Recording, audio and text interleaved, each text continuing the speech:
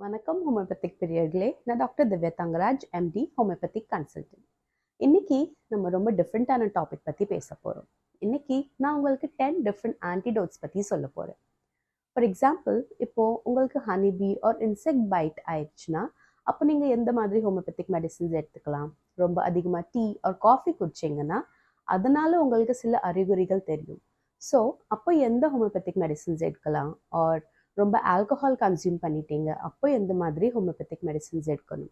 இந்த மாதிரி homeopathic medicines for different சுச்சுவேஷன்ஸ்க்கு எடுத்தால் அந்த அறிகுறிகள் அண்ட் சைடு எஃபெக்ட்ஸ் மிகவும் கம்மி ஆகிறதுக்கு வாய்ப்பு. இந்த மாதிரி 10 ஆன்டிடோட்ஸ் ஃபார் 10 டிஃப்ரெண்ட் விஷயங்கள் இதுதான் நம்ம இந்த வீடியோவில் பார்க்க போகிறோம். வாங்க இப்போ வீடியோக்குள்ளே போகலாம். ஸோ ஃபர்ஸ்ட் நம்ம ஆன்டிடோட்க்கு அர்த்தம் என்னன்னு தெரிஞ்சுக்கலாம்.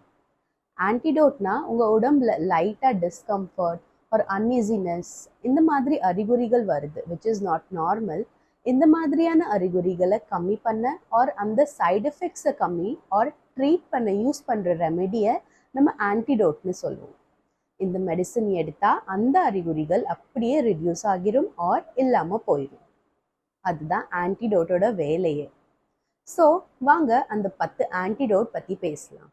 அதுக்கு முன்னாடி நான் இது உங்களுக்கு சொல்ல கடமைப்பட்டிருக்கிறேன். நீங்கள் எந்த மெடிசின்ஸும் டாக்டர்ஸோட ப்ரிஸ்கிரிப்ஷன் இல்லாமல் எடுக்கவே கூடாது. இது ஜஸ்ட் ஒரு நாலேஜ்க்காக தெரிஞ்சு வச்சுக்கலாம். ஆர் நெக்ஸ்ட் டைம் உங்ககிட்ட இருக்கிற ஹோமியோபதிக் டாக்டர்கிட்ட டிஸ்கஸ் அண்ட் கன்சல்ட் செஞ்சு இது எடுக்கலாமா ஆர் இல்லையான்னு உங்கள் டாக்டரே டிசைட் பண்ணி சொல்லுவாங்க. First, x-ray exposure.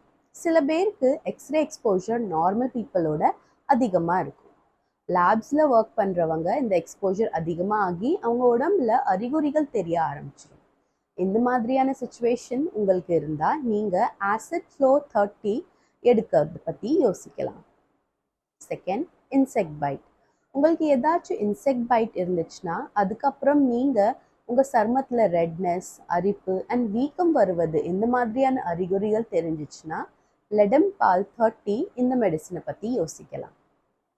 இன்செக்ட் பைட்க்கு எபிஸ் மெலிஃபிகா கூட ஒரு நல்ல மெடிசன் தான்.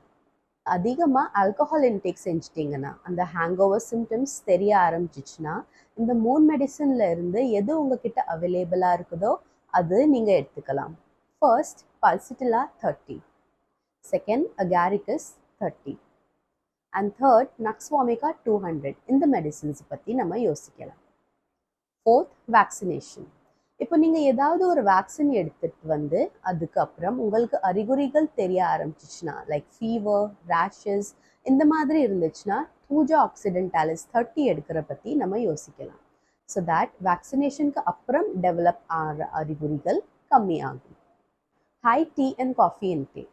நீங்கள் அதிகமாக டீ இல்லை காஃபி குடிச்சிங்க அதனால உங்களுக்கு அஜீர்ணம், அடிக்கடி ஏப்பம் வருவது, ப்ளோட்டிங் இந்த மாதிரி அறிகுறிகள் இருந்தால் இதுலேயும் நீங்கள் நக்ஸ்வாமிகா 200 எடுக்கிற பற்றி யோசிக்கலாம். Sixth, shellfish allergy. Seafood or shellfish சாப்பிட்டு இதோட இல் எஃபெக்ட்ஸ் ஆகிடுச்சுன்னா நம்ம அர்டிகேரியா யூரன்ஸ் பற்றி யோசிக்கலாம் as an antidote. 7, smoke or fumes. பொல்யூஷனாக இருக்கலாம் ஆர் சில பேருக்கு ஸ்மோக்கில் இருக்கிற மாதிரியான ஒர்க் இருக்கலாம் ஆர் அன்அவாய்டபிள் சுச்சுவேஷன்னால சடன்லி ஸ்மோக் ஆர் ஃபியூம்ஸ்க்கு எக்ஸ்போஸ் ஆகிட்டீங்கன்னா அப்போது மூச்சு திணறல் மாதிரி அறிகுறிகள் இருந்துச்சுன்னா கார்போவெஜ் 30 எடுத்துக்க பற்றி நம்ம யோசிக்கலாம். 8th, hair dye or hair colour apply பண்ணதுக்கு அப்புறம் ஏதாவது அறிகுறிகள் லைக் ரேஷஸ், அரிப்பு அப்போ நம்ம சல்ஃபர் 200 அண்ட் டியூபர்குலரம் 200 எடுக்கிற பற்றி யோசிக்கலாம்.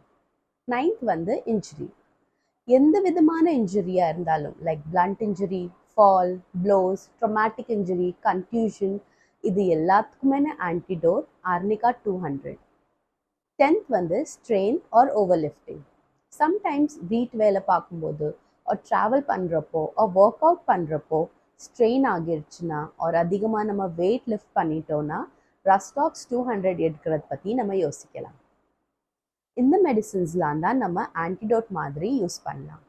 ஹோமியோபதிக் மெடிசின்ஸில் இந்த மாதிரியும் யூஸ் இருக்குது. இது just kidney stones or skin பிரச்சனைகளுக்கு மட்டும் இல்லை. ஹோமியோபதிக் மெடிசின்ஸ் எல்லா ட்ரீட்மெண்ட்க்கும் நம்ம யூஸ் பண்ணலாம்.